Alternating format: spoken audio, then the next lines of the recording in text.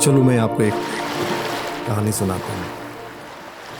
Titanic movie जब मैंने देखी थी तो मेरा भी एक सपना बन गया था कि मैं एक दिन बहुत बड़े क्रूज़ में बैठूँगा और फिर उसी चीज़ को एक्सप्लोर और फील करने के लिए निकल गए पुणे टू मुंबई।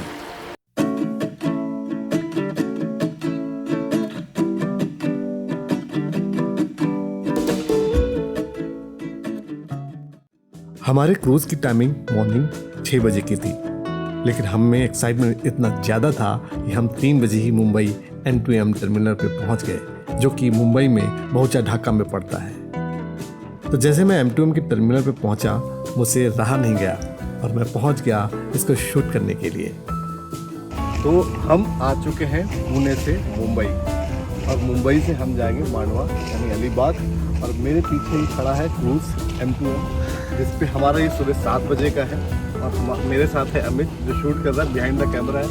देखिए इस समय बज रहे हैं मेरे ख्याल से 3:30 बज रहे हैं और ये इस समय क्रूज़ हमारे पीछे खड़ा। मौसम बहुत अच्छा है इस समय, आप समुद्र के पास खड़े हो, बोट पे हो, बंदरगाह जिसको बोलते हैं। सुबह हम 7 बजे आपको फिर से दिखाएंगे इसका एक नज़ारा। सबसे अच्छी और ख़ास बात पता क्या है, अगर आप जल्दी पहुंच भी जाते हैं तो आपको यहाँ M2M का AC वेटिंग लाउंज मिलेगा और वहाँ पर आप वेट कर सकते हैं।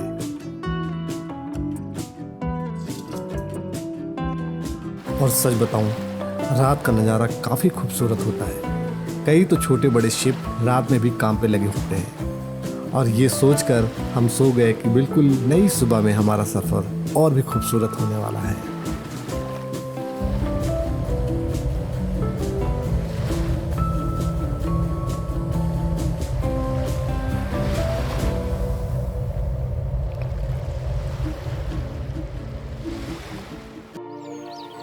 तो सुबह हो चुकी थी और लोगों का आना जाना चालू हो चुका था और हम सब जाने के लिए तैयार थे।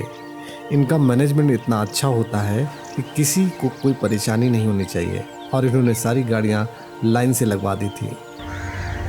सुबह के 6 बज चुके हैं और हमारा जो है इंतज़ार ख़त्म हुआ। लोग आने लगे। पीछे देखिए कितना अच्छा गोल्डन आवर है, पीछे क्लाउड देखिए कितने सुंदर है। तो ये खूबसूरती ना आपको जो सुबह सुबह ही दिखने में मिल सकती है और हम आगे और भी चीज़ दिखाएंगे आपको।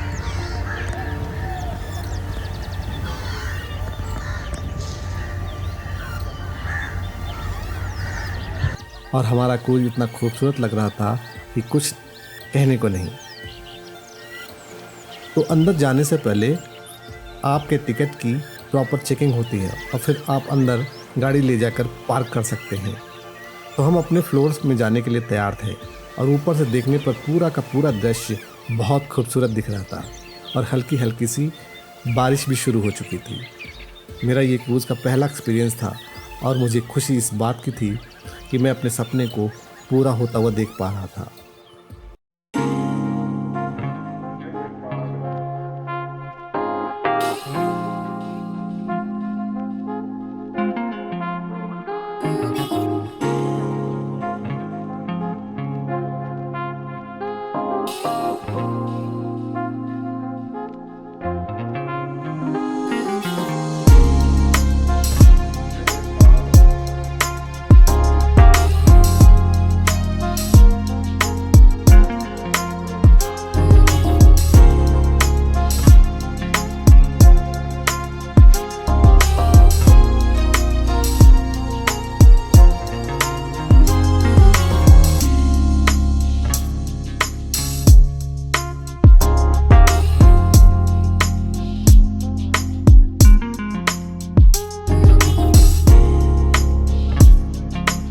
तो मैं अब आपको इसके सिटिंग प्लान के बारे में बता देता हूँ। तो इसके 3 सिटिंग प्लान हैं।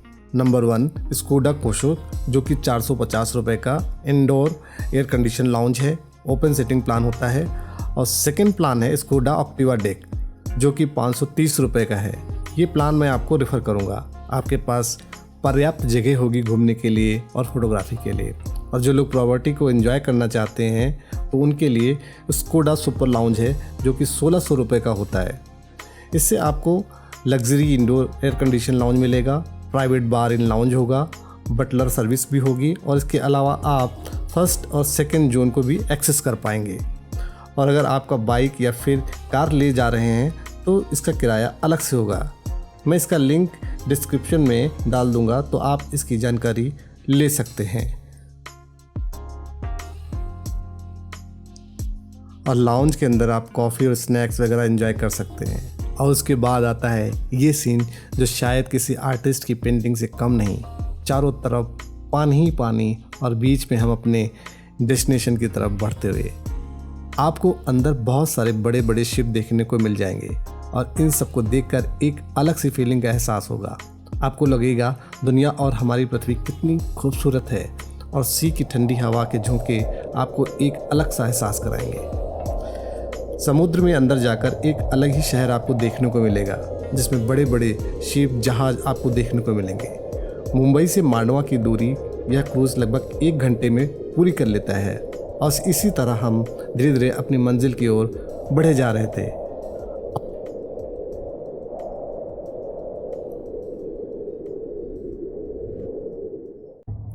और अगर आप यहाँ आएंगे तो आपको यहाँ किसी मूवी के बराबर की एकदम लाइव सीन देखने को मिलेंगे, यानी कि बिल्कुल खूबसूरत दृश्य। और अब हम तकरीबन अपने डेस्टिनेशन की तरफ पहुँचने वाले थे। दूर से मांडवा साफ साफ नज़र आ रहा था, और 1 घंटे का खूबसूरत सफ़र करने के बाद हम मांडवा टर्मिनल पर पहुँच चुके थे। और फिर सिलसिला शुरू होता है अपनी गाड़ी में बैठने का और बाहर निकलने का, क्योंकि सायरन की आवाज़ सुनते ही आपको अपनी गाड़ी में बैठना होता है। फिर अपनी गाड़ी में बैठकर हम अलीबाग की ओर निकल गए।